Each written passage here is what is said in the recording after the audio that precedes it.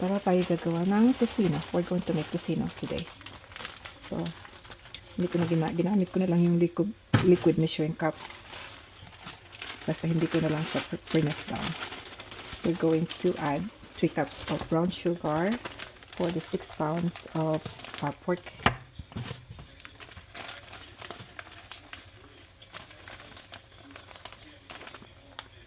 Yan, 3 cups. And then, meron ako ditong sabaw ng pineapple juice. Pineapple chunk. Lalagay ko yung pineapple juice dito. So, mga 1 cup siya.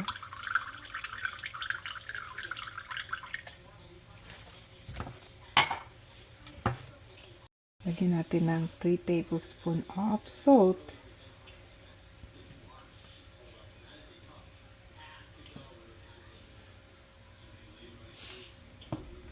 Also, you can add wine, but this is optional. Lagyan natin ng, this is Chinese cooking wine. It helps to ferment the meat para hindi siya kaagad masira.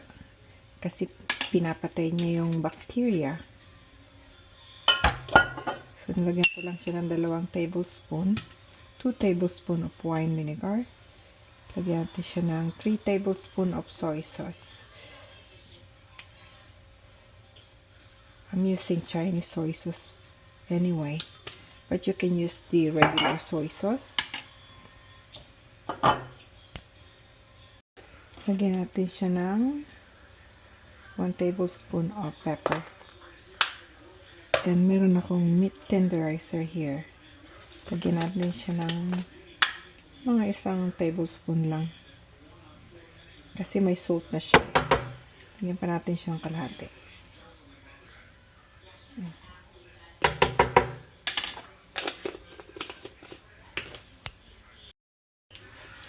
Meron ako ditong wine. Lagyan natin siya ng rice vinegar. Lagyan natin siya ng 2 tablespoon, 2 tablespoon of rice wine. But this is also optional. Kasi nilagyan natin siya kanina ng Chinese wine.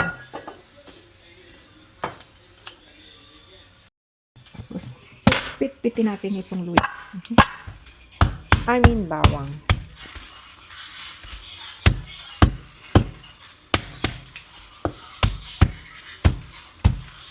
Okay, pitpitin natin itong bawang. Pitpitin natin pinong-pino siya.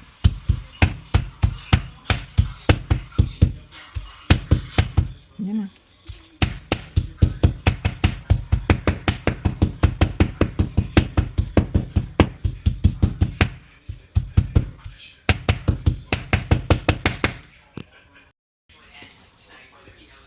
Combine well, mix well until all the sugars and salt are melted.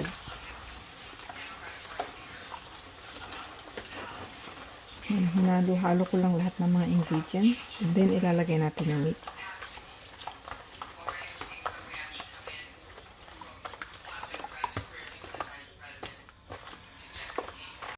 So I put this one. Ano siya? What you call this? Pork picnic roast. Slice na lang natin siya. We're going to slice this like this.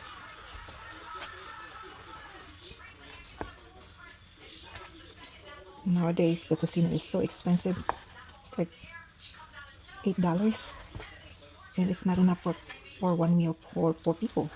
Unless you're just budgeting. But if you really like to eat it, you don't like to budget when you're eating it. Yeah, sometimes like this.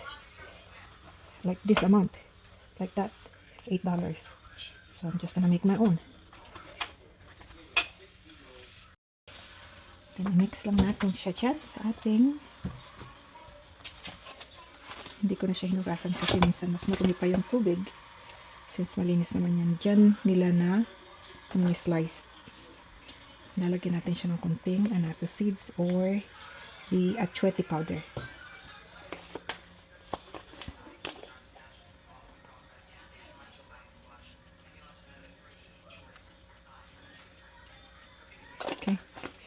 Calculation lang, just calculation. And mix it, and mix it. That's why my nail don't last long. Hindi na ako nag-gloves. Drinap ko siya ng I-drop some food coloring, the red coloring. And i-transfer natin sa ating pagbababaran. Let's transfer it to the container that so we can marinate it and stay there until we're ready to cook it. Hanggang sa ready na tayo siyang lutuin.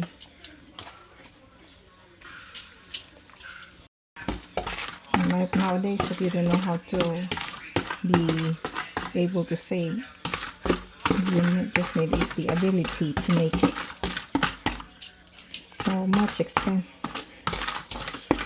so much expensive. It's very expensive nowadays. All the groceries, meat and stuff, all the food.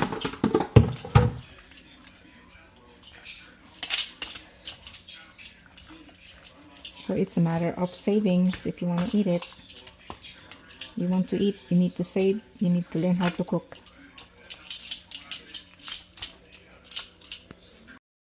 Ayan na ang aking ginawang tocino. Diba? Mas masarap pa. Mas masarap pa siya. At makakagawa ka pa ng marami. Sobrang mahal ng tocino. Hawakan na lang ng sayo. Ayan.